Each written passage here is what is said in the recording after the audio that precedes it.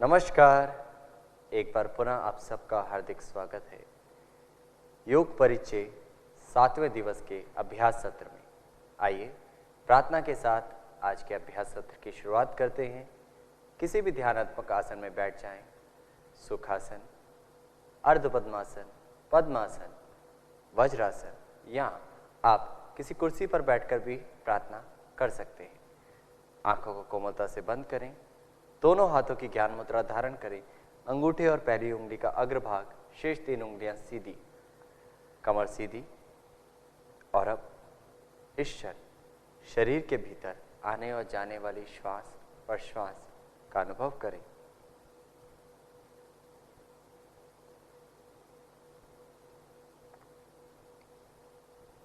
धीरे से दोनों हाथों को नमस्कार मुद्रा में जोड़ें। यहाँ 3 बार ओमकार का उच्चारण और उसके पश्चात मंत्र उच्चारण। सांस भरें गहरा।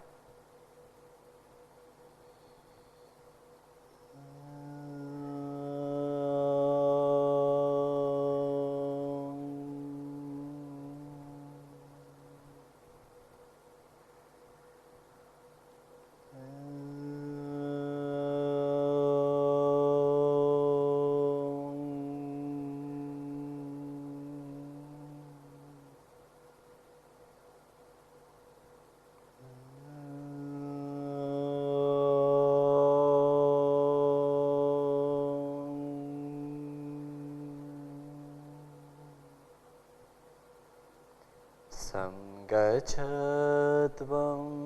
संवदत्वं संवो मनसि जानता देवाभागं यथा पूर्वे संज्ञानाना उपासते संज्ञानाना उपासते।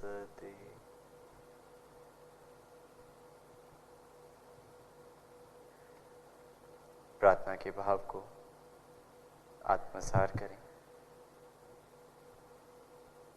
और इसी शांत मन के साथ धीरे से अपनी हथेलियों का स्पर्श आंखों पे कराएं और वहीं से अपनी आंखों को भीतर ही भीतर खोलें। हाथों को वापस ले आएं।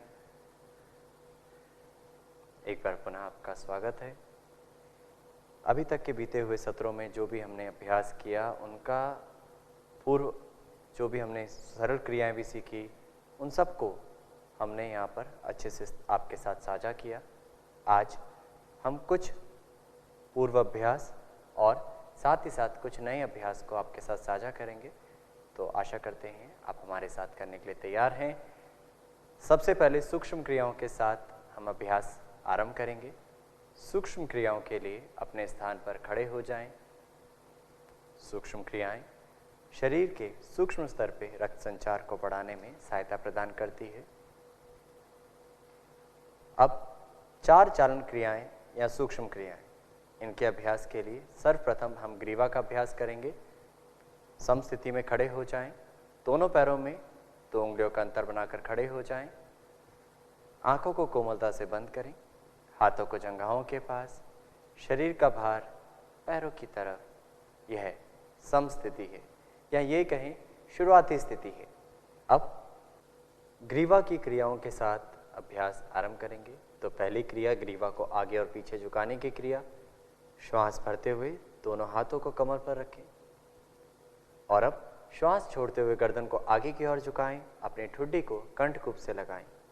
आंखें खुली रखें। श्वास भरते हुए मध्यम भाग में आएं।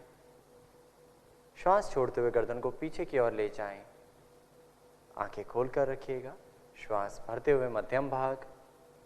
एक बार पुनः दोहराएं। श्वास छोड़ते हुए आगे झुकें। गर्दन वाले भाग को आगे झुकाएं। सांस भरते हुए मध्यम भाग और सांस को छोड़ते हुए गर्दन को पीछे ले जाइए। अब धीरे से मध्यम भाग में आएं। अगला अभ्यास गर्दन को दाएं एवं बाईं ओर झुकाने का अभ्यास। श्वास छोड़ते हुए गर्दन को दाईं दिशा में झुकाएं। दाएं कान को दाएं कंधे से लगाने की कोशिश। श्वास भरते हुए मध्यम भाग में आएं। अब यही अभ्यास बाईं तरफ, सांस छोड़ते हुए बाईं तरफ। और सांस को भरते हुए मध्यम भाग। अब एक बार पुनः दोहराएं, सांस छोड़ते हुए दाहिनी तरफ, जितना संभव हो उतना झुकाएं, सांस भरते हुए मध्यम भाग, सांस छोड़ते हुए बाईं तरफ, गर्दन के विपरीत दिशा में आने वाले खिंचाव का अनुभव, सांस भरते हुए मध्यम भाग। अब तीसरी क्रिया ग्रीवा दाईं एवं बाईं ओर मोड़ने का अभ्यास। क्षमता अनुसार मोड़ना है। सांस को भरें और सांस को छोड़ते हुए गर्दन को दाईं दिशा में घुमाएं, ठुड्डी को कंधे की सीध में लाएं, श्वास भरते हुए मध्यम भाग, सांस छोड़ते हुए बाईं तरफ, सांस भरते हुए मध्यम भाग। अब एक बार पुनः दोहरा जाएं, सांस छोड़ते हुए दाहिनी तरफ, सांस भरते हुए मध्यम भाग, सांस छोड़ते हुए बाईं तरफ और सांस को भरते हुए मध्यम भाग। 3 क्रियाओं के बाद चौथी क्रिया ग्रीवा गोलाकार घुमाने का अभ्यास। गर्दन दर्द वाले व्यक्ति विशेष सावधानी पूर्वक करें या योग प्रशिक्षक की देखरेख में करें। सांस छोड़ते हुए गर्दन को आगे झुकाएं, सांस भरते हुए गर्दन को दाईं दिशा से गोलाकार की आकृति देते हुए ऊपर ले जाएं और सांस छोड़ते हुए बाहर करते हुए गर्दन को नीचे की ओर लाएं। एक बार पुनः दोहराएं, सांस भरते हुए गोलाकार ऊपर, सांस छोड़ते हुए गर्दन को नीचे लाएं और धीरे से मध्यम भाग में। अब यहीं से विपरीत दिशा में सांस भरते हुए ऊपर, सांस छोड़ते हुए नीचे। एक बार पुनः दोहरा जाएं, सांस भरते हुए पीछे से नीचे की तरफ लाते हुए सांस छोड़ते हुए नीचे आ जाए। अब गर्दन को मध्यम भाग में लाएं सांस भरते हुए और हाथों को वापस लाएं। आंखों को बंद करें। ग्रीवा की चालन क्रियाओं के बाद ग्रीवा के स्तर पर आए बदलावों के प्रभाव को अनुभव करें।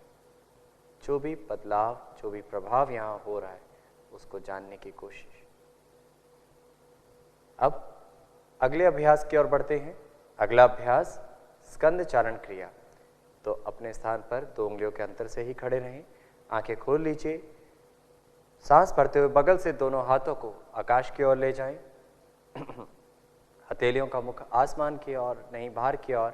सांस छोड़ते हुए हाथों को नीचे लाएं, ध्यान रहे कोहनियां ना मुड़े। सांस भरते हुए पुनः हाथ खींचें, सांस छोड़ते हुए हाथों को नीचे लाएं। जिनको कंधों से दर्द है, कंधों में दर्द है, वो ध्यान से करें, सावधानी से करें।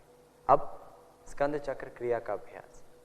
सांस भरते हुए बगल से दोनों हाथों को कंधों की सीध में लाएं और सांस छोड़ते हुए हाथों की उंगलियों को कंधों पर स्पर्श कराएं।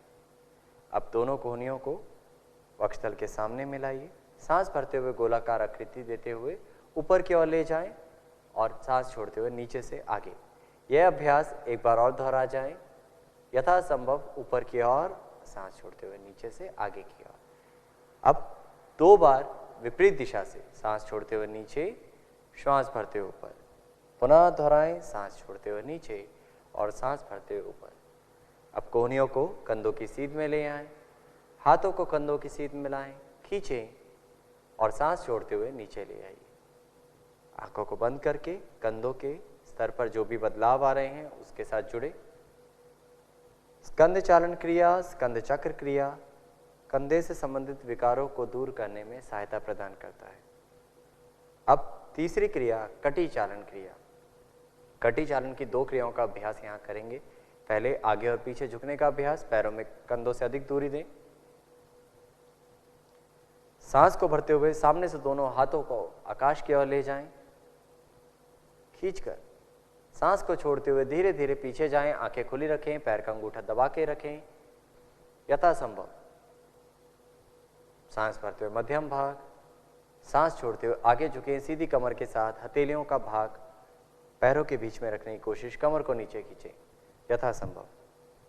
पुनः एक बार सांस भरते हुए ऊपर आएं, खींचें ऊपर की ओर सीधी कमर के साथ, सांस छोड़ते हुए पीछे जाएं, सांस भरते हुए मध्यम भाग और सांस छोड़ते हुए आगे। ध्यान रहे कुछ भी क्रियाएं, कुछ भी आसनों का अभ्यास कर रहे हैं, क्षमता अनुसार करना है, खाली पेट करना है और झटके नहीं देने हैं। सांस भरते हुए खींचते हुए आए सीधी कमर के साथ, धीरे से सांस छोड़ते हुए हाथों को वापस ले आएं और पैरों को मिलाएं, विश्राम करें। कटी चालन क्रिया का पहला अभ्यास जो आपने किया उसका आगे और पीछे झुकने के कारण शरीर पर आ रहे प्रभाव का अनुभव करें और उस प्रभाव के बाद अब दूसरी क्रिया की तरफ बढ़ते हैं। पैरों में कंधे जितना अंतर दें, सांस भरते हुए दोनों हाथों को कंधों की सीध में सामने की ओर उठाएं। श्वास को बाहर करते हुए गर्दन को, कमर को दाहिनी दिशा में घुमाएं। श्वास भरते हुए मध्यम भाग में आए, श्वास छोड़ते हुए बाईं तरफ, श्वास भरते हुए मध्यम भाग, श्वास छोड़ते हुए दाहिनी तरफ, श्वास छोड़ते हुए मध्यम भाग, श्वास छोड़ते हुए बाईं तरफ। क्षमता अनुसार अपनी गति बनाइएगा। श्वास भरते हुए मध्यम भाग और हाथों को वापस ले आए। आंखों को पुनः बंद करें, पैरों को मिलाएं, विश्राम करें और इस स्थिति में कटी वाले भाग पर आ रहे प्रभाव के साथ जुड़े। अंतिम क्रिया चालन क्रियाओं में घुटने की चालन क्रिया, तो जिनको घुटनों में दर्द हो ध्यान रहे वो इस अभ्यास को सावधानी पूर्वक करें। आंखों को खोलते हुए पैरों में कंधे जितना अंतर बनाकर खड़े हो जाएं। श्वास भरते हुए दोनों हाथों को सामने से कंधों की सीध में उठाएं। सांस छोड़ते हुए घुटनों को मोड़िए और बैठने की स्थिति में आए। श्वास भरते हुए वापस आए। एक बार पुनः दोहरा जाएं। सांस छोड़ते हुए बैठने की स्थिति में आए। सांस को भरते हुए वापस मध्यम भाग में आए। धीरे से हाथों को वापस लाएं और पैरों को मिलाकर विश्राम करें। हमने यहाँ इस अभ्यास सत्र में हर सूक्ष्म क्रिया यानी हर चारण क्रिया का अभ्यास मात्र 2 बार किया है। आप घर पर क्षमता अनुसार उसे थोड़ा अतिरिक्त भी कर सकते हैं। अब योगासनों के स्तर पर बढ़ते हैं। खड़े होकर किए जाने वाले योगासनों का अभ्यास, सर्वप्रथम ताड़ासन का अभ्यास हम करेंगे। तो योगासनों के लिए धीरे से करवट लेके खड़े हो जाएं। ताड़ासन में पैरों में 2 उंगलियों का अंतर बनाकर खड़े हो जाएं। सांस भरते हुए दोनों हाथों को सामने से कंधे की सीध में उठाएं। उंगलियों को फंसाते हुए सांस छोड़ते हुए हथेलियां पलटा दें। अब पुनः श्वास भरें और हाथों को ऊपर ले जाएं। एक बार पूरे शरीर को तानिए, एक सीधनुमा आकृति प्रदान कीजिए और शरीर में कहीं भी ऐंठन, जकड़न, कसाव है तो उसको ढीला छोड़ें और सामने एक बिंदु पर एकाग्रता हो बनाते हुए धीरे से एड़ियां उठाएं। पंजों पर संतुलन बनाएं। यथासंभव एड़ी उठाकर पंजों पर संतुलन बनाना है और श्वास प्रश्वास के साथ इस स्थिति में बने रहें। धीरे धीरे एड़ियों को वापस लाइए। हाथों को बगल से वापस ले आएं। सांस को छोड़ते हुए हाथों को वापस लाकर विश्राम करें। ताड़ासन शरीर में संतुलन बनाने में सहायता प्रदान करता है। अब अगला अभ्यास संतुलन श्रेणी का ही अभ्यास वृक्षासन। धीरे से करवट लेके इधर की दिशा ले लें। जिनसे वृक्षासन ना हो पाए वो सरल वृक्षासन का अभ्यास करें, जो हमने पूर्व अभ्यास सत्रों में आपके साथ साझा किया, आप लोगों को सिखाया है। अब धीरे से दाहिने पैर को मोड़ें। श्वास को छोड़ते हुए दाहिने पैर के तलवे को बाएं जंघा मूल पर लगाएं और जब यहाँ संतुलन स्थापित हो जाए तो बगल से दोनों हाथों को सांस भरते हुए पहले कंधे की सीध में और उसके पश्चात हाथों को ऊपर ले जाएं, सिर से ऊपर, और नमस्कार मुद्रा में जोड़ें। यह पूर्ण स्थिति है। इस पूर्ण स्थिति में आती जाती सांस का अनुभव, शारीरिक स्तर का अनुभव और संतुलन होने का प्रयास करें। संतुलित होने का प्रयास। धीरे धीरे सांस छोड़ते हुए दोनों हाथों को वापस लाएं। दाहिने पैर को भी वापस ले आइए और सहज हो जाएं। अब यही अभ्यास विपरीत पैर के साथ। बाएं पैर को मोड़ें। घुटने की सहायता से पैर को मोड़ने के पश्चात बाएं पैर के तलवे को दाहिनी जंघा मूल पर स्थापित करने के पश्चात सांस भरते हुए हाथ ऊपर ले जाएं और नमस्कार मुद्रा में जोड़ें। पूर्ण रूप से शरीर को एक सीधनुमा आकृति दें। शरीर को ऊपर की ओर खींचें और यहाँ पर संतुलन बनाएं। वृक्षासन न्यूरोमस्कुलर कोऑर्डिनेशन में बहुत लाभदायक है। सांस छोड़ते हुए हाथों को वापस लाएं और बाएं पैर को भी वापस ले आइए। वापस आने के पश्चात वृक्षासन के अभ्यास से शरीर पर आए प्रभाव का अनुभव करें। पैरों की मांसपेशियों पर किस प्रकार का प्रभाव है, श्वास के स्तर पे किस प्रकार का प्रभाव है, कंधों पर, इन सब की जानकारी भीतर से प्राप्त करें। और अब अगले आसन के लिए अपने आप को तैयार करें। अगला आसन पादहस्तासन। तो पुनः एक बार दिशा बदल लीजिए। पादहस्तासन जिनसे ना हो वो सरल पादहस्तासन का अभ्यास करें, घुटनों को मोड़ते हुए, जो आपने पहले भी देखा है। अब यहाँ पूर्ण रूप से पादहस्तासन का अभ्यास करेंगे। सांस भरते हुए दोनों हाथों को सामने से ऊपर उठाएं, खींचें और सीधी कमर के साथ सांस को छोड़ते हुए आगे झुकें यथासंभव। जिनको कमर में अत्यधिक पीड़ा है, इस अभ्यास को सावधानी पूर्वक करें। जितनी क्षमता है उतना नीचे जाने के बाद धीरे से हथेलियां पैरों के पास रखें, कमर खींचें और गर्दन को नीचे की ओर झुका दें। यह पूर्ण स्थिति है पादहस्तासन की। एड़ियों से नितंब वाला भाग पूर्ण रूप से सीधा, कंधे शिथिल, श्वास प्रश्वास सामान्य। और अब धीरे धीरे सीधी कमर के साथ हाथों को आगे ले जाते हुए वापस आना शुरू करें। श्वास भरते हुए खींचे अपने आप को और श्वास छोड़ते हुए बगल से दोनों हाथों को वापस ले आए। आगे झुकने के अभ्यास का प्रभाव अनुभव करें और उसके पश्चात पीछे झुकने का अभ्यास यानी अर्ध चक्रासन का अभ्यास हम करेंगे। तो आंखों को खोलिए, हाथों को कमर पर रखें और दोनों कोहनियों को समानांतर करें। जैसे ही आप कोहनियों को समानांतर करते हैं तो पाया जाता है, देखा जाता है वक्षस्थल वाला भाग विस्तृत हो गया, जिससे हम फेफड़ों की कार्यक्षमता बढ़ाने के अभ्यास के लिए तैयार हो जाते हैं। अब श्वास भरते हुए गर्दन पीछे और सांस छोड़ते हुए क्षमता अनुसार पीछे झुके, घुटनों को सीधा रखिएगा, आंखों को खोल कर रखें और पूर्ण स्थिति में सामान्य श्वास प्रश्वास के साथ बने रहें। जांचने के लिए आप कंधों को जांचें, पंजों को जांचें, कोई भी भाग कसाव में तो नहीं, सांस रुकी हुई तो नहीं। अब धीरे धीरे सांस भरते हुए वापस आएं और हाथों को वापस ले आएं, विश्राम करें। अगला अभ्यास त्रिकोणासन। त्रिकोणासन के लिए धीरे से करवट लें और इस दिशा में हो जाएं। अब दोनों पैरों में कंधों से अधिक दूरी बनाकर खड़े हो जाएं। यहाँ पैरों का अंतर जब भी आप दें तो ध्यान रखिए आपके पंजे समानांतर हो। पैरों को क्षमता अनुसार खोलना है, 2 से लगभग 2.5 फीट। अब सांस भरते हुए बगल से दोनों हाथों को कंधों की सीध में ले जाएं, हथेलियों का मुख बाहर की दिशा में। सांस भरें और सांस छोड़ते हुए धीरे धीरे दाईं तरफ झुकते जाएं। दाहिने हाथ की पैर की उंगलियों को दाएं पंजे के पीछे रखें और धीरे से गर्दन घुमाते हुए बाएं हाथ की उंगलियों को देखें। यह त्रिकोण आसन की पूर्ण स्थिति है। यहाँ मध्यम भाग में अपने शरीर को सीधनुमा आकृति देने की कोशिश करें कि कदम से आपका वेस्ट रीजन एक सीध में। सांस भरते हुए धीरे धीरे मध्यम भाग में वापस आएं और इस अभ्यास को बाएं पैर के साथ भी दोहरा जाए। धीरे से बाएं पैर को बाईं दिशा में मोड़ें, सांस छोड़ते हुए बाईं तरफ झुक जाएं। बाएं हाथ की उंगलियों को बाएं पैर के पंजे के पीछे रखने का भाव, शरीर को मध्यम भाग में सहज करें, स्थिर करें और गर्दन घुमाते हुए दाहिने हाथ की उंगलियों को देखें। दोनों हाथ एक सीधनुमा आकृति में हो, सामान्य सांस के साथ बने रहें और धीरे धीरे वापस आएं। धीरे से बाएं पैर को सीधा कर लें, दोनों हाथों को वापस ले आएं, पैरों को मिलाएं, आंखों को बंद करें।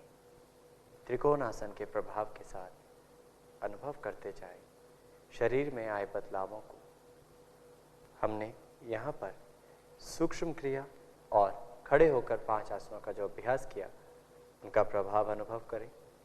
और अब आगे के अभ्यासों के लिए अपने आप को तैयार करें। आगे बैठकर किए जाने वाले आसनों की तरफ बढ़ते हैं, तो आंखों को खोलिए, धीरे से बैठ जाएं। सर्वप्रथम पैरों को सीधा करें और हाथों को पीछे रखकर गर्दन को पीछे की ओर गिराएं, पैरों में थोड़ा अंतर दें, पंजे बाहर की दिशा में और विश्राम आसन में विश्राम करें। यह स्थिति विश्राम आसन है। बैठकर किए जाने वाले आसनों में शुरुआती स्थिति अगर हम ये कहें कि विश्राम आसन है तो ये गलत नहीं। अब आगे के अभ्यासों की ओर बढ़ते हैं। अगला अभ्यास दंडासन। दोनों पैरों को मिलाएं, दोनों हाथों को नितंब के पास रखें और हाथों की उंगलियों का मुख पैरों के पंजों की ओर। धीरे से कमर सीधी करें, हथेलियों पर दबाव देते हुए। ध्यान रहे कंधे ना उठे, गर्दन मध्यम भाग में। आंखों को बंद करके कुछ एक श्वास अनुभव कर जाएं। कुछ एक श्वास अनुभव कर जाएं।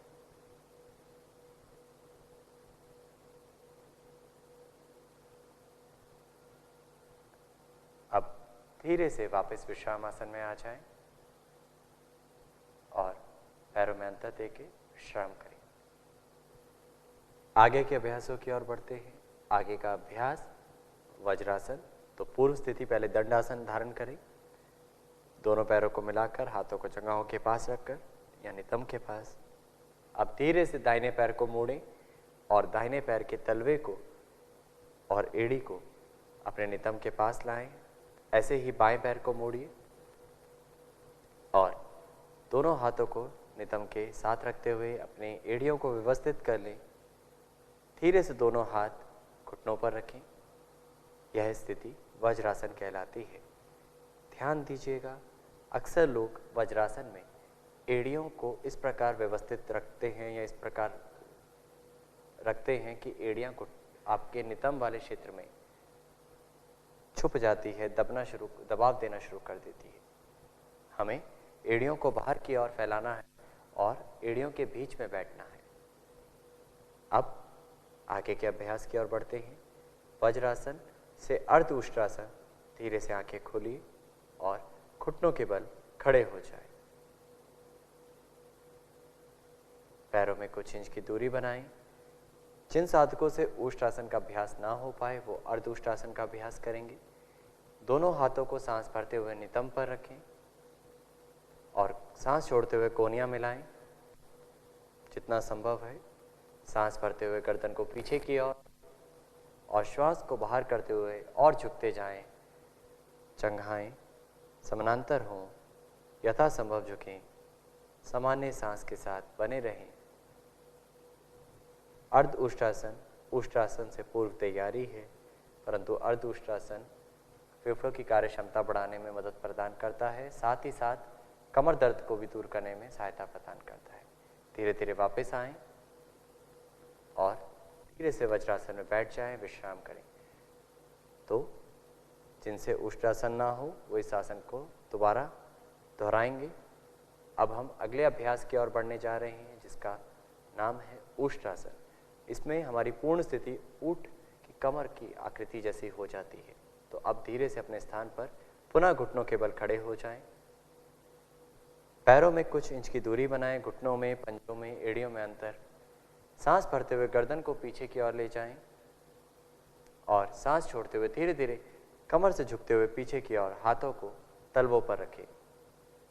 सामान्य सांस के साथ बने रहें, पूर्ण स्थिति धारण करें। अक्सर देखा जाता है इसमें लोग एक एक हाथ को लेकर जाते हैं, तो कई बार इसमें संतुलन बिगड़ने की चांसेस ज़्यादा होते हैं। तो आप इस प्रकार जाएं संतुलन बनाते हुए। अब सांस भरते हुए वापस आ जाएं और धीरे से वज्रासन में पुनः अपने आप को शिथिल करें और इस आसन के प्रभाव के साथ जुड़ें। उष्ट्रासन मेरुदंड को लचीला बनाता है और पाचन तंत्र के लिए लाभदायक है, साथ ही साथ फेफड़ों की कार्य क्षमता बढ़ाता है। धीरे से अगले अभ्यास की ओर हम बढ़े तो आंखें खोल लीजिए और अगला अभ्यास शशक आसन। बैकवर्ड बेंडिंग के बाद फॉरवर्ड बेंडिंग यानी पीछे झुकने के बाद आगे झुकने का अभ्यास। हाथों की सहायता से घुटनों को फैलाएं। दोनों हाथों को घुटनों के बीच में रखिए। सांस को भरें और सांस को छोड़ते हुए धीरे धीरे आगे की ओर झुकते जाएं। यथासंभव आगे झुकें। ठुड्डी, सीना और पेट वाला भाग जितना संभव है उतना आप धरती की तरफ आगे की ओर झुकाकर स्पर्श कराने का भाव रखें। नितंब ना उठे, कंधों में कसाव ना हो। इस स्थिति में सामान्य सांस के साथ बने रहें।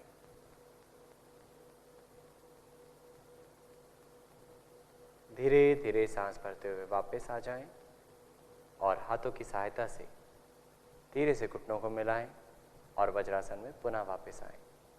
आसन के प्रभाव के साथ जुड़े। श्वास के स्तर में जो बदलाव आया है उसकी अनुभूति। और अब अगला अभ्यास बैठ कर किए जाने वाले आसनों में उत्तान मंडूकासन। तो उत्तान मंडूकासन के लिए एक बार पुनः घुटनों को फैला लीजिए। सांस भरते हुए धीरे से दोनों हाथों को बगल से आकाश की ओर ले जाएं। सीधी कमर रखते हुए हाथों को ऊपर खींचें। सांस छोड़ते हुए कोहनियों को मोड़ें और सिर के पीछे से विपरीत कंधों को छूने का भाव, यानी दाएं हाथ से बाएं कंधे को और बाएं हाथ से दाहिने कंधे को छुएं और धीरे से कोहनियों को ऊपर की ओर खींचें। सीने को ढीला छोड़ें, गर्दन कमर सीधी। अब आंखों को बंद करके सामान्य सांस के साथ स्थिति में बने रहें। यह उत्तान मंडूकासन की पूर्ण स्थिति है।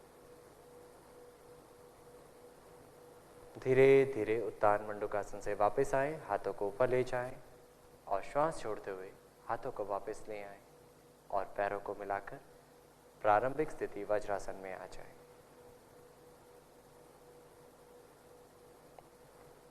इस आसन के पश्चात बैठकर करने वाले आसनों में अंतिम आसन हम करने जा रहे हैं वक्रासन। वक्र मीन्स मुड़ना।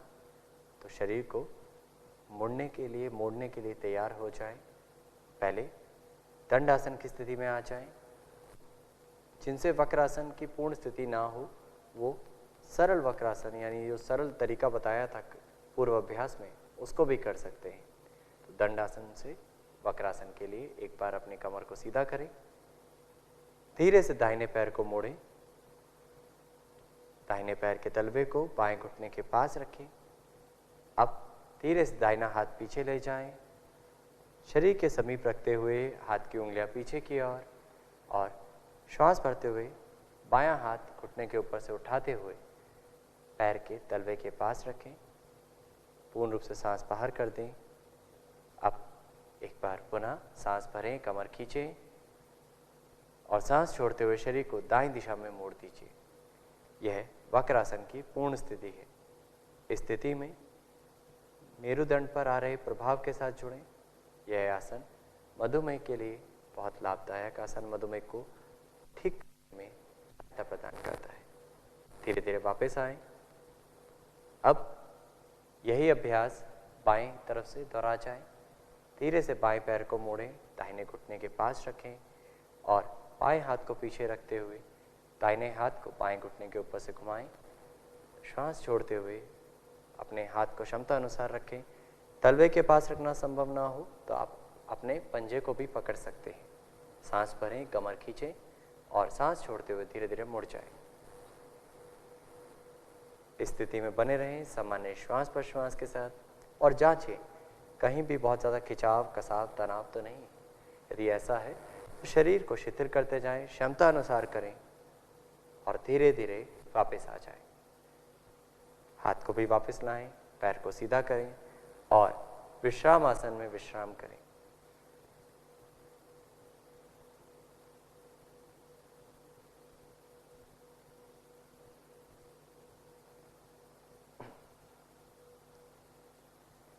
अब यहीं से हम आगे के अभ्यासों की ओर बढ़ते हैं। आगे का अभ्यास पेट के बल लेटकर किए जाने वाले आसनों की तरफ। तो धीरे से पेट के बल लेट जाएं। यहाँ पर हम 3 आसनों का अभ्यास करेंगे। पहला आसन मकर आसन, फिर सरल भुजंग और फिर शलभासन। तो मकर आसन के लिए दोनों पैरों में कंधों जितनी दूरी बनाएं या उससे थोड़ी अधिक, पंजे बाहर की दिशा में। हाथों की कोहनियों को मोड़ते हुए हथेली के ऊपर हथेली रखें और उसके ऊपर अपनी ठुड्डी या गाल को टिकाते हुए विश्राम करें। आंखों को बंद रखें और कमर के प्रति सजग। शरीर का कमर वाला भाग सर्वप्रथम शिथिल कराएं और उसके पश्चात 1 से 2 गहरे सांस लें। यह मकर आसन है। मकर आसन पेट के बल लेटकर किए जाने वाले आसनों में विश्राम की एक स्थिति है। अब यहीं से हम आगे के अभ्यास की ओर बढ़ते हैं। सरल भुजंगासन, दोनों पैरों को मिलाएं, दोनों हाथों को आगे की ओर खींचें, जितना संभव है उतना तानें। अब सांस को छोड़ते हुए धीरे से हाथों को मोड़िए और अपनी कोहनियों को शरीर के समीप लाएं। छोटी उंगली से लेकर कोहनी एक सीध में पैर को मिलाकर रखें। सांस भरते हुए धीरे धीरे गर्दन उठाएं, सीने वाले भाग को उठाएं और हाथों को व्यवस्थित करते हुए अपनी कोहनियों को जमीन पर रखते हुए पीछे की ओर मुड़ जाएं। यहाँ जितना संभव हो उतना पीछे मुड़ें और स्थिर हो जाएं, सामान्य सांस के साथ बने रहें। यह आसन कमर दर्द को दूर करने में सहायता प्रदान करता है। धीरे धीरे वापस आएं और पुनः एक बार मकर आसन में विश्राम करें। अपनी क्षमता अनुसार हर आसन को करें, छटके ना हो। हमने ये सब चीज़ें, सभी दिशा निर्देश पूर्व व्याख्यान सत्रों में हमने जाना है, तो उसको ध्यान में रखते हुए यहाँ आसनों का अभ्यास करना है जिससे शरीर को क्षति ना हो। अब अगला अभ्यास शलभासन, परंतु शलभासन ना कर पाने की स्थिति में अर्ध शलभासन को दोहराएंगे वो लोग जो शलभासन ना कर पाए। तो शलभासन के लिए पैरों को मिलाएं, दोनों हाथों को जंघाओं के पास ले आएं और धीरे धीरे सांस भरते हुए बिना घुटनों को मोड़ें, दोनों पैरों को उठाएं, हथेलियों का मुख नीचे ही रखें, हाथों को दबाव हल्का सा बनाकर रखें, क्षमता अनुसार उठाएं और स्थिति में बने रहें। धीरे धीरे वापस आएं। शलभासन साइटिका को दूर करने में बहुत लाभदायक है। मकर आसन में विश्राम करें। जिन साधकों से शलभासन पूर्ण स्थिति ना हो वो अर्ध शलभासन या एक पाद शलभासन का भी अभ्यास कर सकते हैं। और अब 1 से 2 गहरे श्वास यहाँ पर मकर आसन में पेट के बल लेटकर अनुभव करें जो भी आसन आपने किए उनका प्रभाव।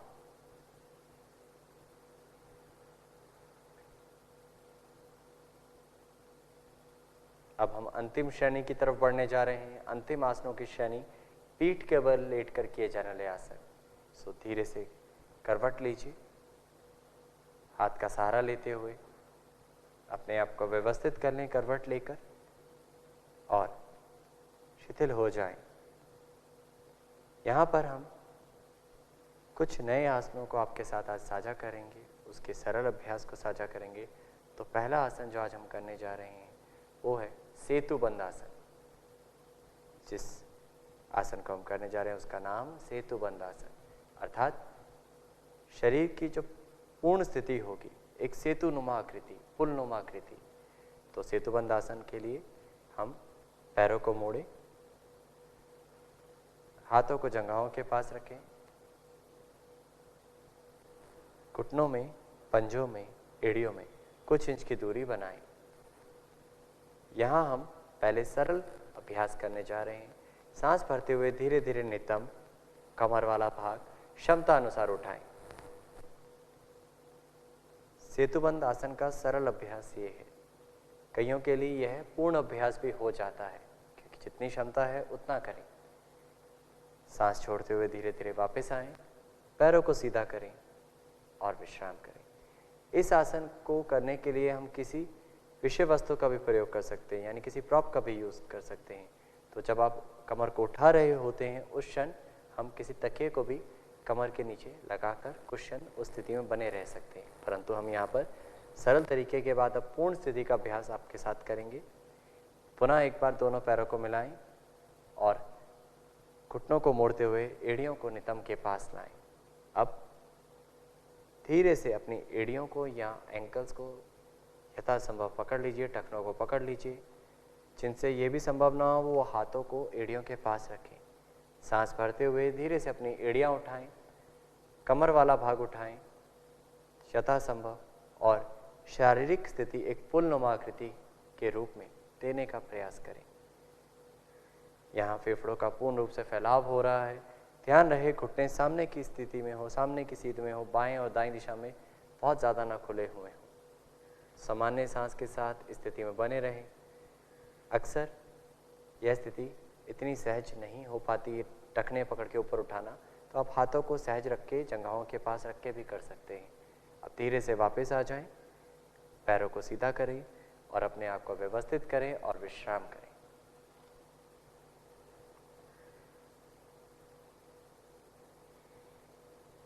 सेतुबंध आसन का आपने अभ्यास देखा। सेतुबंध आसन फेफड़ों की कार्य क्षमता बढ़ाता है, साथ ही साथ पाचन तंत्र के लिए बहुत लाभदायक आसन है। रक्त का संचार सिर की तरफ बढ़ाने में मदद प्रदान करता है। ध्यान रहे, जिनको सर्वाइकल स्पॉन्डिलाइटिस संबंधित विकार है, गर्दन से संबंधित विकार है, इस अभ्यास को सावधानी पूर्वक करें या पीड़ा अधिक होने पर इस अभ्यास को ना करें। अब हम एक बार पुनः इस अभ्यास को दोहराएंगे, तो आराम कर जाएं।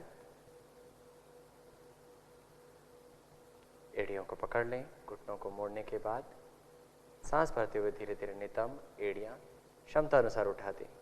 कंधों को भी हल्का सा अंदर की ओर घुमाएं और ऊपर उठाएं। यह पूर्ण स्थिति है। इस स्थिति में सामान्य सांस के साथ बने रहें। किसी भी आसन में सांस को ना रोकें। जब सांस के साथ स्थिर होते हैं तो हम सहज होते जाते हैं, शिथिल होते जाते हैं। धीरे धीरे वापस आएं और यदि सांस रोककर आसन करेंगे तो थकान की तरफ बढ़ेंगे।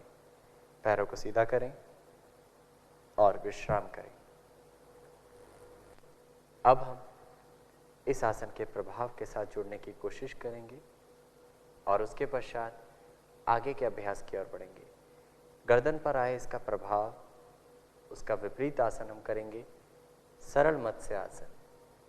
सरल मत्स्य आसन सामान्य योग अभ्यास क्रम का आसन नहीं है, परंतु इसके बाद यदि ये आसन आप करते हैं तो ज़्यादा लाभ उठा पाते हैं।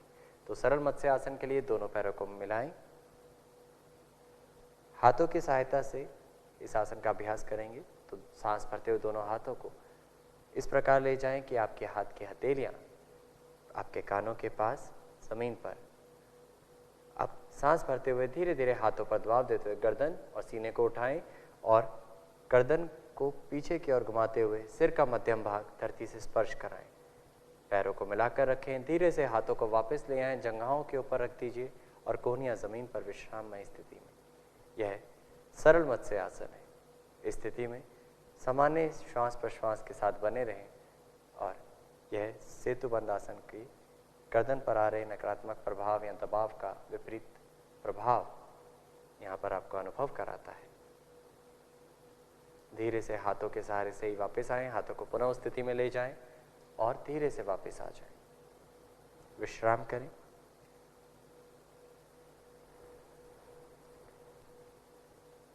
पिछले सत्र में यानी कल वाले सत्र में हमने यहाँ कुछ नए अभ्यासों को सीखा था। उत्तान पादासन, अर्ध हलासन और एक पाद पवन मुक्तासन।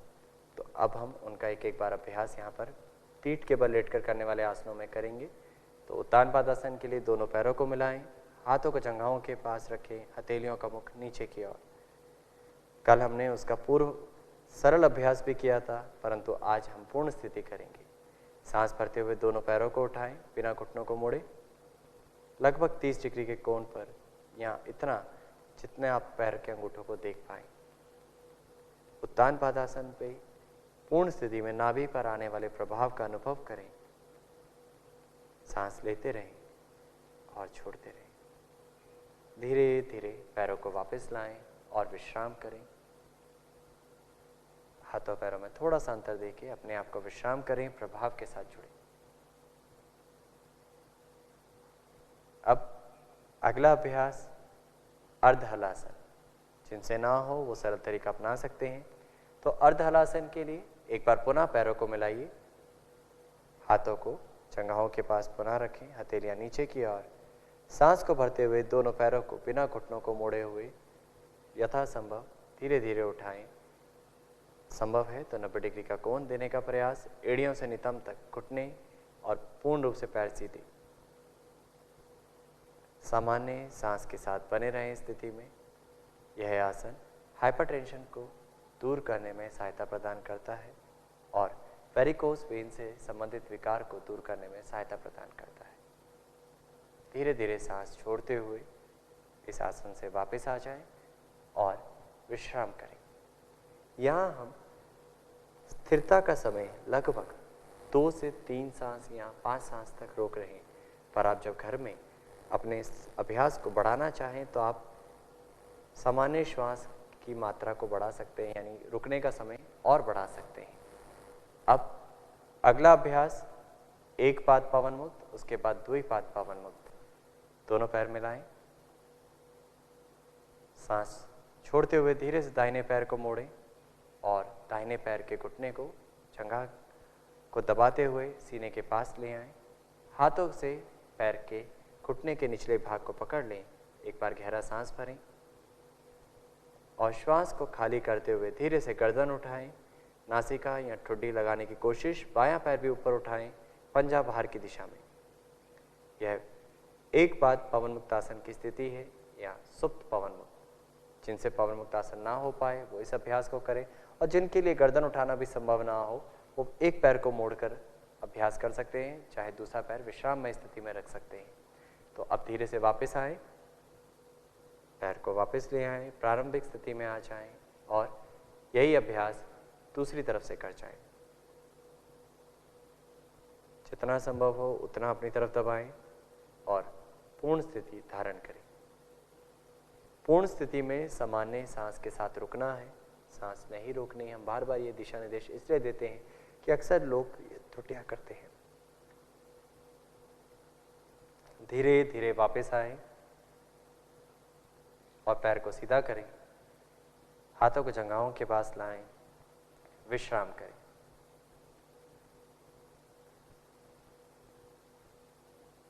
अब अगले अभ्यास की ओर बढ़ते हैं। अगला अभ्यास पवन मुक्तासन। पवन मुक्तासन के लिए दोनों पैरों को पुनः मिलाएं, हाथों को जंघाओं के पास रखें, अपने आप को व्यवस्थित कर लें। सांस भरते हुए धीरे धीरे दोनों पैरों को ऊपर की ओर उठाएं, 90 डिग्री के कोण की तरफ। पहले अर्धलासन को छुएं। अब सांस छोड़ते हुए घुटनों को मोड़ें और वक्षस्थल के समीप ले आएं। सांस भरते हुए हाथों से पैरों की घुटने के निचले वाले भाग को पकड़ लीजिए और सांस को छोड़ते हुए धीरे धीरे गर्दन उठाएं। अपनी ठुड्डी या नासिका को घुटनों के बीच में लगाने की कोशिश करें। पवन मुक्तासन पाचन तंत्र के लिए बहुत लाभदायक आसन है। ध्यान रहे इसमें कंधे बहुत कसाव में ना हो। पूर्ण स्थिति में जांचना है शारीरिक अभ्यास को, शारीरिक स्थिति को। कोई कसाव, तनाव या खिंचाव नकारात्मक रूप से तो नहीं आ रहा। धीरे धीरे वापस आएं, गर्दन को वापस लाएं, हाथों को जंघाओं के पास लाएं और पैरों को पूरा ऊपर सीधा करें और धीरे धीरे सांस छोड़ते हुए पैरों को वापस ले आएं। अब अगले अभ्यास की तरफ जो शवासन है। तो इसके पश्चात शवासन जो पीठ के बल या आज के अभ्यास सत्र का आखिरी आसन है। शवासन के लिए पैरों में अंतर, कंधों से थोड़ा अधिक, पंजे बाहर की दिशा में, हाथों को जंघाओं से थोड़ा दूर, हथेलियों का मुख आसमान की ओर ढीला, उंगलियां भी ढीली छोड़ दें। और अब एक बार गहरा सांस लें और गहरा सांस बाहर करें। यह शवासन की शारीरिक स्थिति है। इस स्थिति में शरीर, श्वास और संवेदनाओं के अनुभव से अपने आप को और शिथिल और शांत और सहज करते जाएं। पहले शरीर को स्थिर करें, शरीर को जांच लें, कोई भी भाग कसाव में, तनाव में, खिंचाव में तो नहीं, ढीला छोड़। और अब आती जाती श्वास का अनुभव।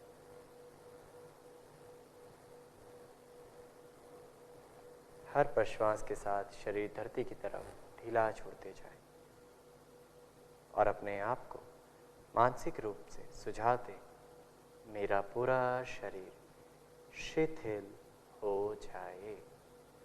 ये सुझाव लगातार निरंतर अपने आप को देते रहें और हर प्रश्वास के साथ और शिथिल और सहज और शांत होते जाएं।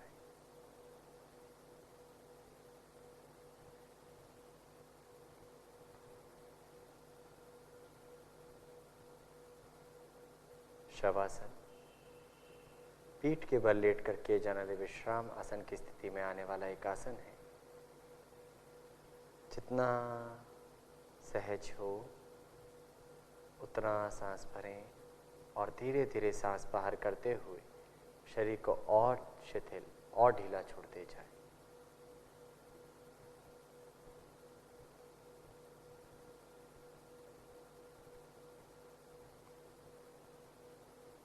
शवासन शरीर और मन को शांति प्रदान करता है और हमें आगे के अभ्यासों के लिए एक उत्साह और स्फूर्ति प्रदान करता है, या ये कहें आगे के अभ्यासों के लिए हमारे शारीरिक स्थिति, हमारे मानसिक स्तर को तैयार करता है।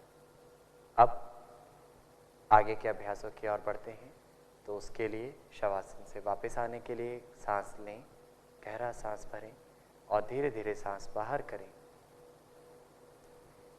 हाथों पैरों की उंगलियों में धीरे धीरे हलचल करें। दोनों हाथ की उंगलियां हिलाएं, पैरों की उंगलियां हिलाएं और दोनों पैरों को धीरे से मिलाइए।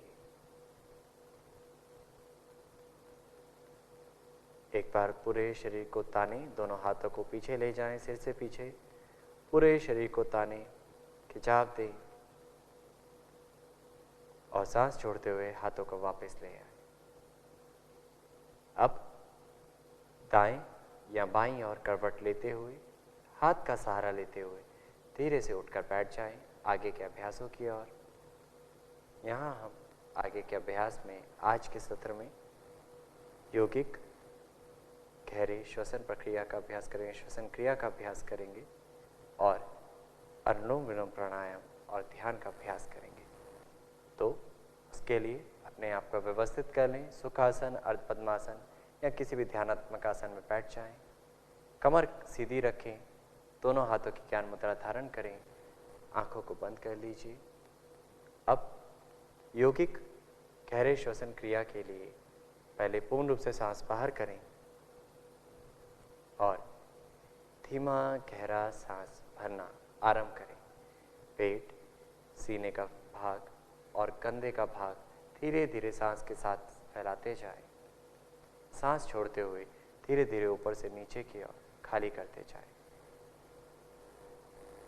यह एक चक्र है, ऐसे 3 चक्र और कर जाएं। सांस धीमा, गहरा और लंबा हो। सांस खाली करते वक्त ऊपर से नीचे की ओर खाली करते जाएं। यथासंभव सांस लें, यथासंभव सांस छोड़ें।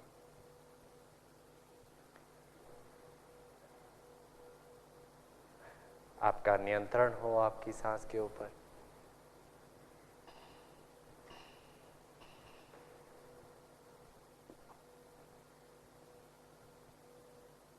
जितना सहज ले सकें, जितना सहज छोड़ सकें। इसे हम दीर्घ श्वास प्रश्वास क्रिया भी कहते हैं। यह अभ्यास आगे के अभ्यासों के लिए कहीं ना कहीं तैयारी कहें तो गलत नहीं होगा। अंतिम बार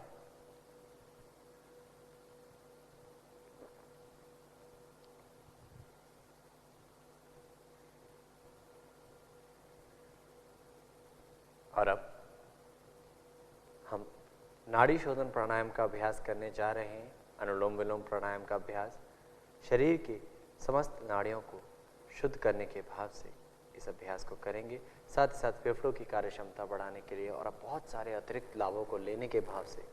तो दाहिने हाथ की नासाग्र मुद्रा धारण करें, या प्राणायाम मुद्रा भी कहा जाता है।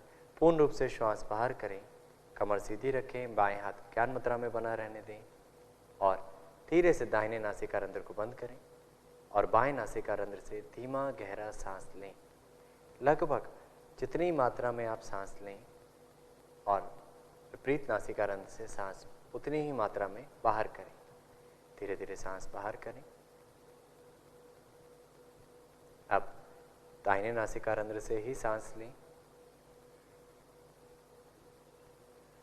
और श्वास लेने के पश्चात बाएं नासिका रंध्र से श्वास बाहर करें। यह अनुलोम विलोम का एक चक्र है। ऐसे 3 से 4 चक्र और कर जाएं। सांस धीमा, लंबा और गहरा हो। इसमें किसी भी प्रकार का कोई झटका, बहुत तेज गति या बहुत तेज ध्वनि ना हो। आप सांस को धीमी लंबे और सहजता के साथ ले रहे हैं, उसकी गति बहुत सहज। उसी ही भाव से आप धीमा लंबा गहरा सांस दूसरे नासिका रंध्र से बाहर कर रहे हैं। यह अभ्यास मन को एकाग्रता बढ़ाने में सहायता प्रदान करता है। साथ ही साथ हम और भीतर की तरफ बढ़ने की यात्रा के लिए तैयार होते हैं।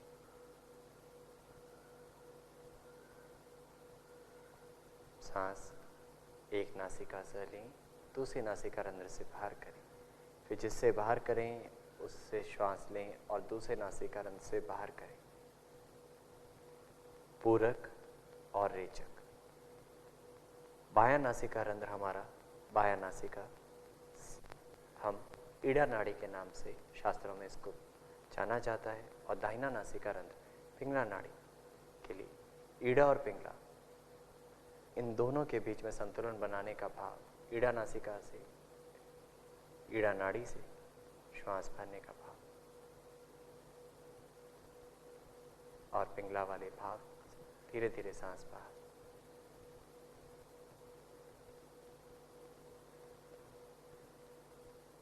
अंतिम चरण जब पूर्ण हो जाए तो धीरे से दाहिने हाथ को वापस ले आए।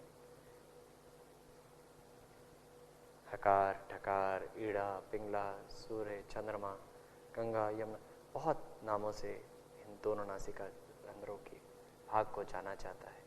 पर मुख्य है कि आप सांस को अपने लय से, अपने नियंत्रण से भरें और छोड़ें, प्रभाव के साथ जुड़ें। और अब अपने आप को तैयार करें अंतिम अभ्यास आज के सत्र का, ध्यान। ध्यान के लिए पुनः अपने आप को व्यवस्थित कर लें। सुखासन, अर्ध पद्मासन या किसी और ध्यानात्मक आसन का चयन करना चाह रहे हैं तो उस आसन को चयन करें। यदि सहज नहीं है तो आप कुर्सी पर भी बैठ सकते हैं। और अब धीरे से ध्यान मुद्रा धारण करें। बाईं हथेली के ऊपर दाहिनी हथेली, आंखें बंद रखें, कमर सीधी रखें।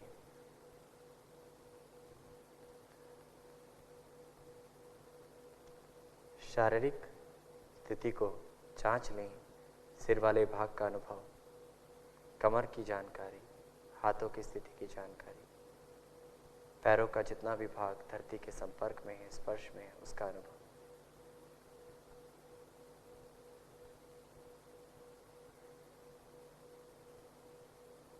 और अब शरीर का अनुभव करने के उपरांत आती और जाती श्वास की जानकारी।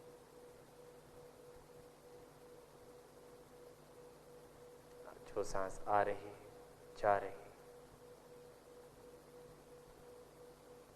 धीरे धीरे अपने ठुड्डी वाले भाग को हल्का सा ऊपर की ओर और दृष्टि भ्रूमध्य, बंद आंखों से भ्रूमध्य दृष्टि केंद्रित करें। और जो भी विषय वस्तु यहाँ आपको दिखाई दे रही, कुछ क्षण बस देख जाए।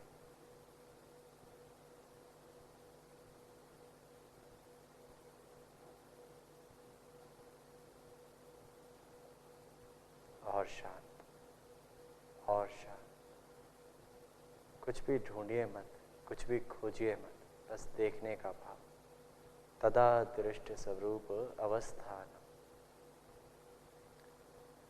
जब वृत्तियों का निरोध होता है, जब लहरें स्थिर होती है, तभी अपना स्वरूप देख पाना संभव है। तो मन के भीतर उत्पन्न होने वाली विचारों की लहरों को स्थिर होने दें, वृत्तियों को स्थिर होने दें। और एक दिन में हो जाए संभव नहीं, रोजाना निरंतर लगातार अभ्यास। धीरे धीरे ध्यान से वापस आने के लिए श्वास को माध्यम बनाएं। आती और जाती सांस की जानकारी, और सांस को धीरे धीरे गहरा रूप देना आरंभ करें। अर्थात गहरा श्वास लें और गहरा सांस बाहर करें।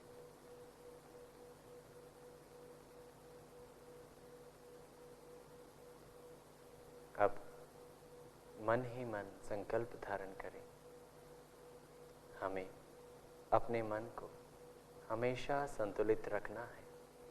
इसी में हमारा आत्मविकास समाया है। मैं स्वयं के प्रति, कुटुंब के प्रति, कार्य, समाज और विश्व के प्रति स्वास्थ्य के प्रचार के लिए प्रतिबद्ध हूँ। अब प्रार्थना के साथ आज के सत्र का समापन करेंगे। धीरे से दोनों हाथों का नमस्कार मुद्रा में जोड़ें और गहरा लंबा सांस लें। गहरा लंबा सांस बाहर करें। एक बार ओमकार का जाप और शांति पाठ सांस लें।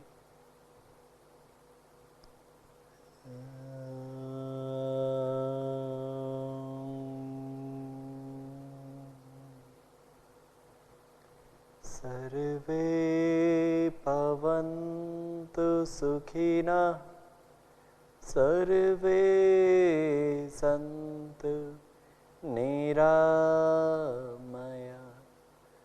सर्वे भद्राणि पश्यन्तु, मा कश्चित् दुःखभाग् भवेत्, मा कश्चित् दुःखभाग् भवेत्। ओम शांति शांति शांति।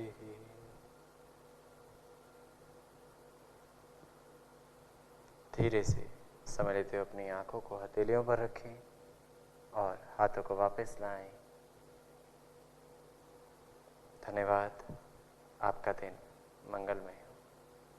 धन्यवाद।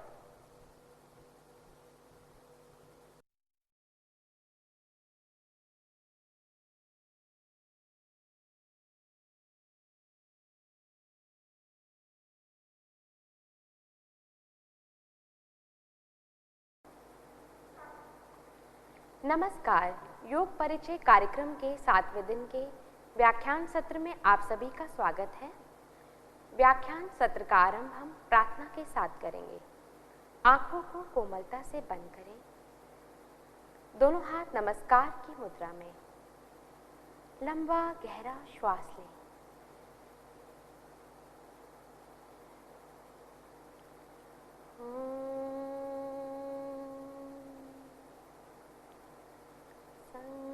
संगच्छध्वं संवदध्वं संवो मनासि जानता देवाभागं यथा पूर्वे संज्ञानानां उपासते संज्ञानानां उपासते।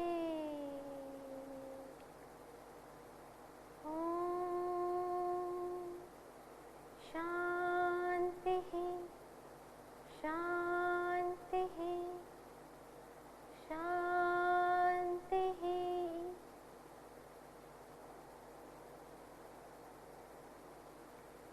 तो एक बार पुनः आप सभी का आज के व्याख्यान सत्र में हार्दिक स्वागत है। आज का हमारा विषय बहुत ही महत्वपूर्ण है। आज का हमारा विषय है श्वसन की क्रियाविधि अर्थात मैकेनिज्म ऑफ ब्रीथिंग। जैसा कि अभी भी व्याख्यान सत्र के आरंभ में मैंने आप सभी से कहा कि लंबा गहरा श्वास लें। तो श्वास जो है ये ऐसी प्रक्रिया है जो जन्म के साथ शुरू होती है और जब हमारी मृत्यु होती है तभी ये बंद होती है, नहीं तो ये हर समय चलती रहती है। तो जीवन जो है वो श्वास के साथ ही है। तो आइए जानें सबसे पहले कि हम श्वास क्यों लेते हैं, क्यों हम श्वसन क्यों करते हैं।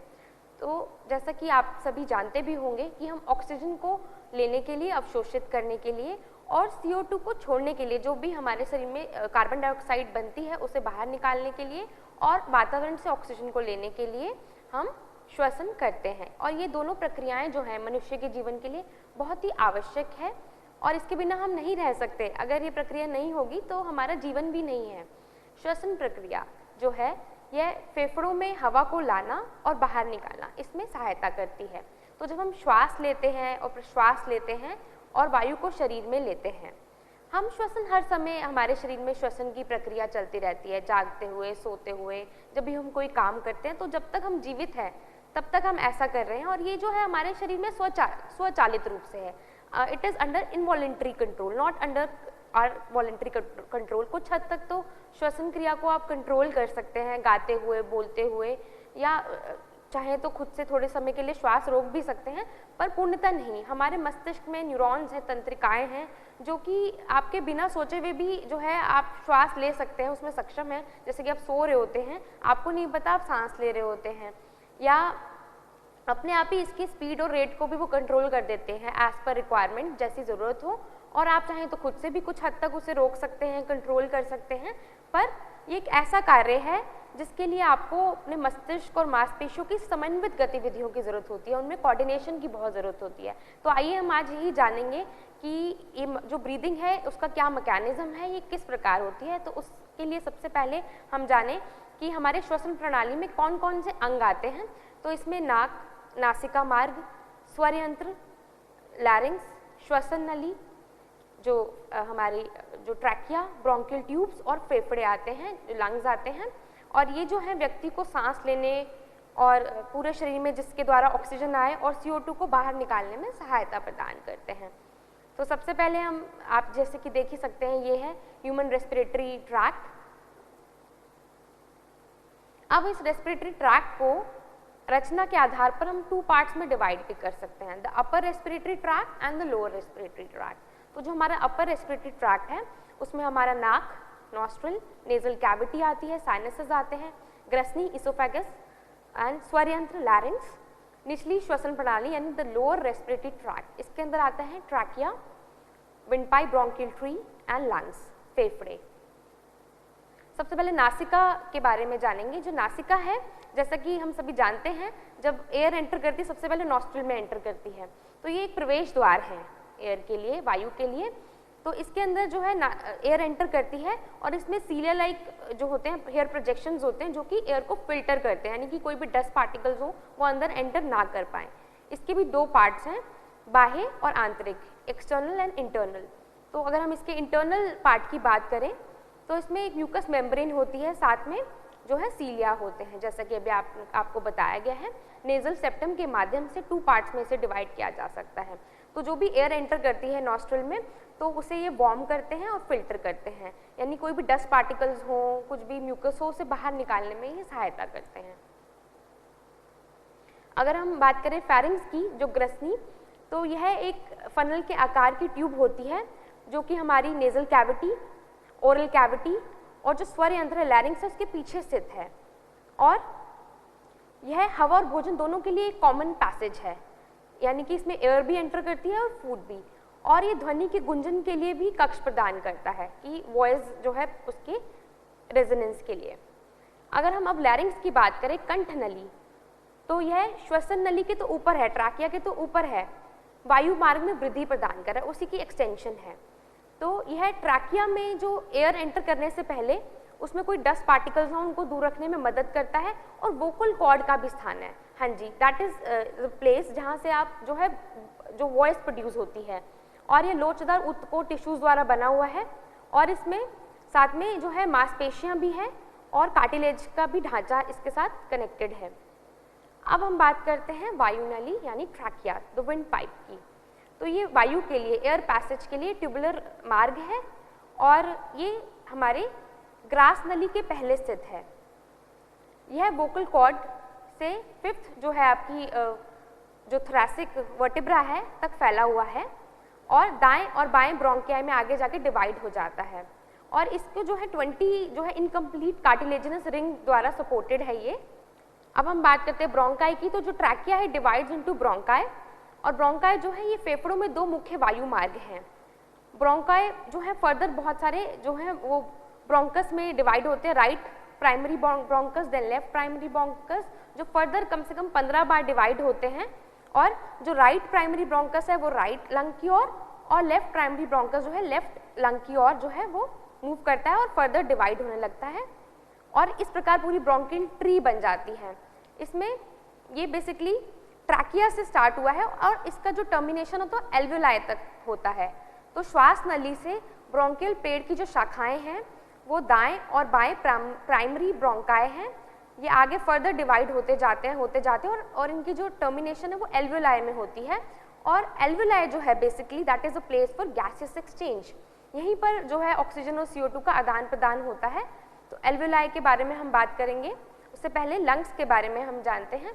तो लंग्स जो है ये नरम स्पॉन्जी है, शंकु के आकार के जो है मीडियास्टिनम द्वारा जो है ये 2 पार्ट्स में डिवाइड होते हैं और नीचे जो है इसका जो है डायफ्राम है और ऊपर वक्षीय पिंजरा, उसके द्वारा ये संलग्न होते हैं। इसकी भी 2 लेयर्स होती हैं और जो राइट हमारा लंग है उसके 3 पार्ट्स होते हैं और जो हमारा लेफ्ट लंग है उसके 2 पार्ट्स होते हैं। तो जो राइट लंग के अगर 3 पार्ट्स होते हैं that means it is bigger in size than the left.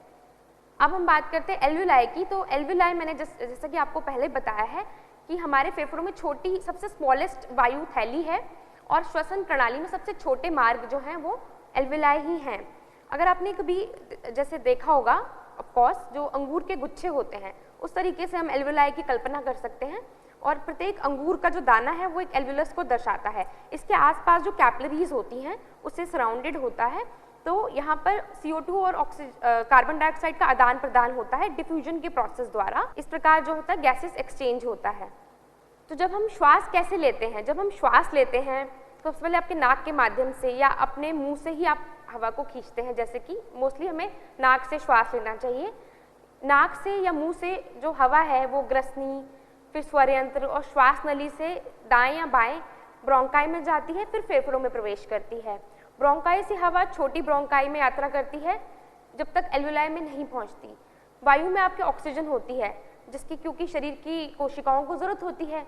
तो जब ये वायु जो है ये वायु कोशिकाओं में पहुंचती है तो रक्त वाहिकाओं में रक्त ऑक्सीजन जो है वो लेता है और इसे शरीर की कोशिकाओं तक पहुंचा देता है। हमारे फेफड़ों की वायु क्षमता कितनी है? एक वयस्क मानव नर की औसत कुल फेफड़ों की क्षमता लगभग 6 लीटर होती है और हम एक जो वयस्क में एक एडल्ट में औसत जो है हम कह सकते हैं ऑन एन एवरेज जो है 12 से 16 हम श्वास प्रति मिनट जो है लेते हैं। अगर हम अब बात करते हैं आज के हमारे टॉपिक की श्वसन क्रियाविधि की कि what is the mechanism of breathing, आइए उसकी ओर बढ़ते हैं। तो श्वसन की प्रक्रिया को हम 2 चरणों में डिवाइड कर सकते हैं, एक श्वास लेना यानी इनहेलेशन और एक श्वास छोड़ना यानी कि एक्सहेलेशन। तो होता क्या है, श्वास लेने के दौरान जो आपका डायफ्राम है वो कॉन्ट्रैक्ट करता है। जब डायफ्राम जो है आपकी मसल वो कॉन्ट्रैक्ट करती है और इवन पसलियों के बीच में भी जो है मांसपेशियां वो भी कॉन्ट्रैक्ट करती हैं, जो हमारी एक्सटर्नल जो है इंटरकोस्टल मसल्स होती हैं और वो भी ऊपर की ओर खिंचती हैं रिब्स को। और सांस छोड़ने की प्रक्रिया में इससे उल्टा होता है, यानी कि डायफ्राम जो होता है वो अपनी मूल स्थिति में आ जाता है और जो आपकी एक्सटर्नल इंटरकोस्टल मसल्स होती हैं वो भी अपनी मूल स्थिति में आ जाती हैं यानी रिलैक्स होती हैं। तो let's get deeper into that. सबसे पहले जानेंगे कि श्वसन की मांसपेशियां क्या है। डायफ्राम जो है mainly which is the main muscle of breathing, इसमें क्या ये एक गुंबद के आकार की यानी कि डोम शेप्ड की होती है ये मांसपेशी। यह एक चादर है जो वक्ष और उदर की कैविटी को अलग करती है। It separates your thoracic and abdominal cavity. और इंटरकोस्टल मसल जो होती हैं ये रिब्स के साथ अटैच होती हैं आपकी। इसके ये भी 2 तरह की बाहरी इंटरकोस्टल मसल्स होती हैं और आंतरिक इंटरकोस्टल मसल्स होती हैं। जो आपकी एक्सटर्नल इंटरकोस्टल मसल्स हैं वो पसलियों को ऊपर की तरफ खींचती हैं, जबकि आपकी इंटरनल इंटरकोस्टल मसल्स जो होती हैं वो पसलियों को नीचे की ओर खींचती हैं। तो हम श्वसन की क्रियाविधि की बात करते हैं।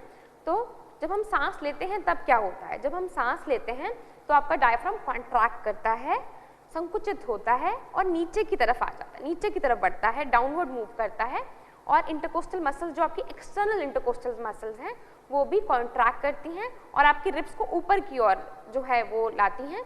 तो इससे क्या होता है, आपकी जो वक्षीय गुहा यानी थोरैसिक कैविटी है उसका आयतन बढ़ जाता है, उसका वॉल्यूम बढ़ जाता है, क्योंकि डायफ्राम भी नीचे की तरफ मूव कर रहा है और रिब्स भी अब ऊपर की तरफ मूव कर रही हैं। तो उसकी वजह से उसका इंटीरियर पोस्टीरियर भी और लेटरल भी जो है पूरा वॉल्यूम बढ़ जाता है आपकी थोरैसिक कैविटी का। तो जब थोरैसिक कैविटी का वॉल्यूम बढ़ता है तो लंग्स का भी वॉल्यूम बढ़ता है।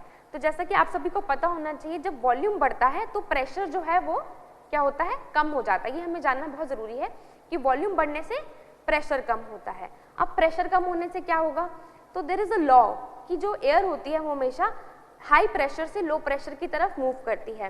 तो होता क्या है कि जो आपके एटमॉस्फेयर का प्रेशर है, एटमॉस्फेरिक प्रेशर है, उसके तुलना में जब आपका अंदर का जो प्रेशर है, जो आपके लंग्स का प्रेशर है, जब वो कम हो जाता है और बाहर का प्रेशर जो है वो ज़्यादा होता है, तो एयर अंदर की तरफ आती है, क्योंकि एयर हमेशा हाई प्रेशर से लो प्रेशर की तरफ, यानी उच्च दाब से निम्न दाब की तरफ जो है वो मूव करती है।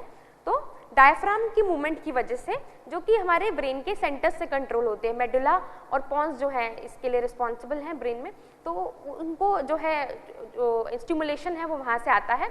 तो डायफ्राम कॉन्ट्रैक्ट कर रहा है, वहाँ से आपकी जो है एक्सटर्नल इंटरकोस्टल मसल्स भी कॉन्ट्रैक्ट कर रही हैं, और एज अ रिजल्ट क्या हो रहा है, आपका आयतन बढ़ रहा है वक्षीय गुहा का, यानी थोरैसिक कैविटी का। उसके वॉल्यूम बढ़ने से आपका लंग्स का भी बढ़ रहा है, तो वहाँ प्रेशर घट रहा है। तो इंट्रापल्मनरी प्रेशर जो है वो कम हो गया as compare to the atmospheric pressure. जब एटमॉस्फेरिक प्रेशर के कंपैरेटिवली एक प्रेशर आपका कम हो गया तो एयर विल मूव इन और आप श्वास लेते हैं।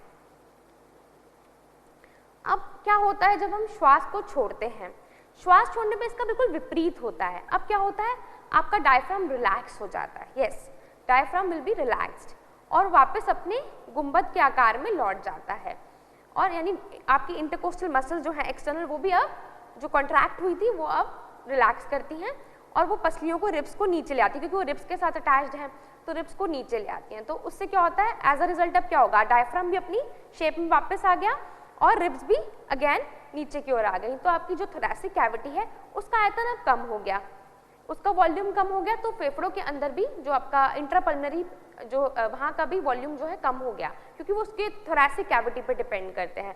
थोरैसिक कैविटी का वॉल्यूम बढ़ता है तो आपके लंग्स का भी बढ़ता है, थोरैसिक कैविटी का वॉल्यूम घटता है तो लंग्स का भी वॉल्यूम घटता है। तो यहाँ पे लंग्स का वॉल्यूम भी घट गया। अब लंग्स का वॉल्यूम घट गया तो इंट्रापल्मनरी प्रेशर जो है वो बढ़ गया, क्योंकि जब वॉल्यूम जो है वो घटा तो वहाँ पे प्रेशर राइज कर गया, बढ़ गया। अब क्या है, जो आपका एटमॉस्फेरिक प्रेशर है उसकी तुलना में आपका जो लंग्स का प्रेशर है वो अधिक हो गया। तो क्या होगा, हाई प्रेशर से लो प्रेशर की तरफ एयर मूव करती है। अब प्रेशर हमारा अंदर की ओर ज्यादा हो, तो अब क्या हुआ, अब अंदर जो है प्रेशर जो है हमारे वातावरण के, यानी कि एटमॉस्फेयर के प्रेशर से ज्यादा अंदर की ओर प्रेशर हो गया, और एयर जो है वो हाई प्रेशर से लो प्रेशर की तरफ मूव करती है। प्रेशर कहाँ कम है, बाहर की ओर वातावरण में, तो जो CO2 है वो बाहर निकलेगी, तो एयर विल मूव आउट। तो इस प्रकार जो है श्वास हम छोड़ेंगे। इसमें हमारे इंटरनल इंटरकोस्टल मसल्स जो हैं वो हेल्प करते हैं। हमारे ब्रेन में मेडुला ऑब्लोंगेटा और पोंटाइन सेंटर जो है मेनली वो रेस्पिरेटरी सेंटर्स हैं, और जो हमारा मेडुला है वो हमारे ब्रीदिंग की रिदम को कंट्रोल करता है। इसके अलावा वॉमिटिंग, स्नीजिंग रिफ्लेक्सेस को भी कंट्रोल करता है और हार्ट रेट को भी कंट्रोल करता है। और इसके अलावा जो पोंटाइन सेंटर है वो आपके during exercise, during sleep, during speech जो है आपके रेस्पिरेशन के रेट को कंट्रोल करते हैं। इसके अलावा हमारे शरीर में पेरिफेरल कीमो रिसेप्टर्स भी प्रेजेंट होते हैं, जो थ्रू आउट पूरी बॉडी में होते हैं, जो कि शरीर में ऑक्सीजन लेवल कम होता है, कहीं भी पार्शियल प्रेशर ऑफ ऑक्सीजन कम होता है तो उसकी इन्फॉर्मेशन ब्रेन को दे देते हैं, जिसके कारण ब्रेन में जो होता है फिर वो इंस्पिरेटरी सेंटर एक्टिव हो जाते हैं फर्दर। तो जब इंस्पिरेटरी सेंटर आपके एक्टिव हो जाते हैं तो वो आपकी रेस्पिरेटरी जो है रेस्पिरेशन की रेट को, श्वसन की दर को भी बढ़ा देते हैं अकॉर्डिंगली। अब हम श्वसन के अगर हम प्रकार की बात करें तो उदरीय श्वसन एब्डोमिनल ब्रीदिंग, वक्षीय श्वसन थोरैसिक, एंड गर्दनीय श्वसन यानी कि क्लैविकुलर ब्रीदिंग की हम बात कर सकते हैं। तो उदरीय श्वसन क्या होता है, जिसमें आप देख सकते हैं, आप एक हाथ अगर आप नेवल पे रख रहे हैं तो आप श्वास ले रहे हैं तो पेट आपका बाहर की तरफ मूव कर रहा है, और श्वास छोड़ रहे हैं तो पेट अंदर की तरफ। इस प्रकार की जो ब्रीदिंग है, दिस इज एब्डोमिनल ब्रीदिंग।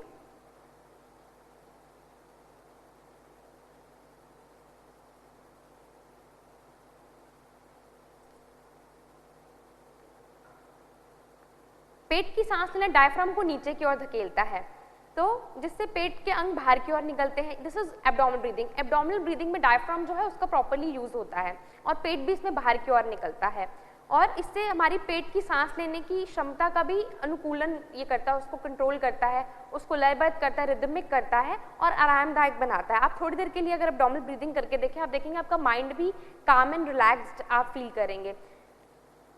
अब नेक्स्ट है वक्षीय श्वसन। वक्षीय श्वसन जो है वो छाती पर मेनली डिपेंड करता है। इसमें जो होता है सांस भरने के साथ आपकी छाती यानी चेस्ट सभी दिशाओं में फैलती है और सांस छोड़ने के साथ आपकी पसलियां अपनी मूल स्थिति में वापस, पुरानी जो उनकी ओरिजिनल स्थिति है उसमें वापस आ जाती हैं। इसमें उतना ऑक्सीजन एब्जॉर्ब नहीं होता जितना एब्डोमिनल ब्रीदिंग में होता है, और बिना जाने अगर इस प्रकार की किसी की ब्रीदिंग हो, थोरैसिक ब्रीदिंग ज़्यादा हो, तो इसका मतलब उनमें टेंशन ज़्यादा है। तो इस प्रतिकूल चक्र को अगर आप तोड़ना चाहते हैं, अगर आप चाहते हैं कि अब तनावपूर्ण स्थिति में ना रहें, तो हमें एब्डोमिनल ब्रीदिंग जो है उसे सीखना चाहिए और उसका अधिक से अधिक अगर आप उसको प्रैक्टिस करें तो जो है, क्योंकि ब्रीदिंग और माइंड दे आर कनेक्टेड। जब आप ज़्यादा अगर आप थोरैसिक ब्रीदिंग करें that means you are under stress. कई बार क्या होता है किसी किसी को आदत भी पड़ जाती है ज़्यादा थोरैसिक ब्रीदिंग की, तो हम इस अगर चक्र को तोड़ने के लिए हम ज़्यादा से ज़्यादा हमें एब्डोमिनल ब्रीदिंग की प्रैक्टिस करनी चाहिए। पर फिर भी थोरैसिक जो ब्रीदिंग है ये भी कई तरह के रोगों के उपचार के लिए सहायक भी है और ये बहुत ही पावरफुल एक ब्रीदिंग प्रैक्टिस है, तो इसका कई बीमारियों के लिए भी यूज़ किया जाता है। फिर नेक्स्ट जो ब्रीदिंग टाइप आता है वो है क्लैविकुलर। इसमें जो है बेसिकली जो श्वास जो है फेफड़ों के ऊपरी हिस्से में प्रवाहित हो रही है इस प्रकार की ब्रीदिंग में। तो सांस लेने के साथ बेसिकली चेस्ट की और क्लैविकल की जो हड्डियां हैं वो ऊपर की ओर जा रही हैं और सांस छोड़ने के साथ वो नीचे की ओर आ रही है। आप देख सकते हैं इस प्रकार। तो जो मेनली ब्रीदिंग वो है वो कॉन्सेंट्रेटेड इस एरिया में आप फोकस कर रहे हैं।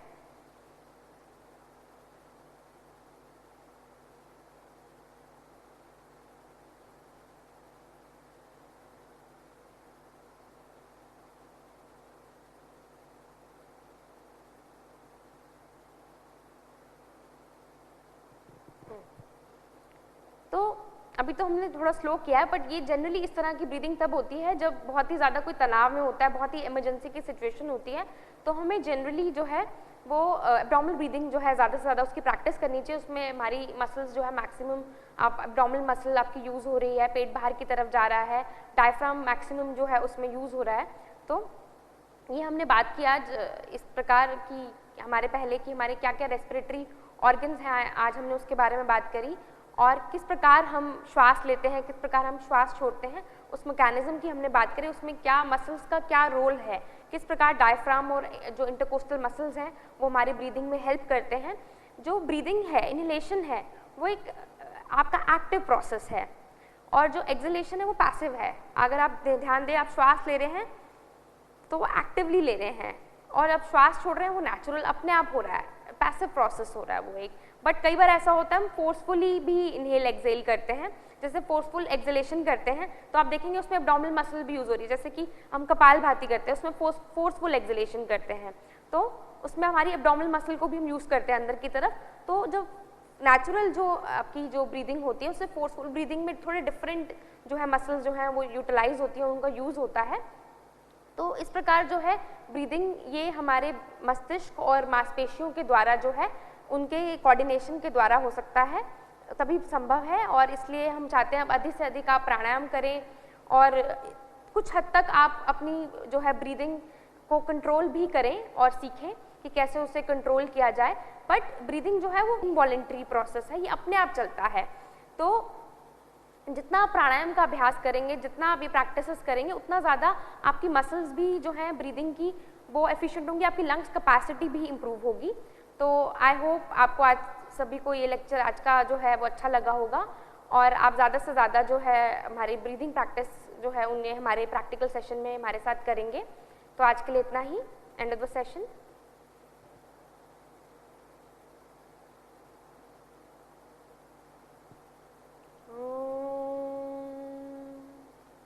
शांति शांति शांति।